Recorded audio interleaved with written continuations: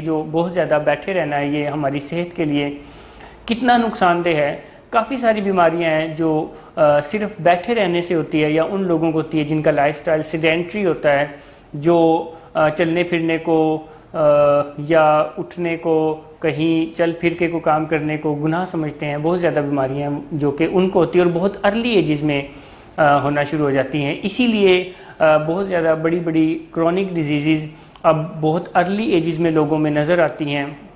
और ना सिर्फ ये बहुत ज़्यादा बैठे रहना हमारी जिस्मानी हेल्थ को अफेक्ट करता है, ये हमारी ज़हनी हेल्थ को भी बहुत ज़्यादा अफेक्ट करता है।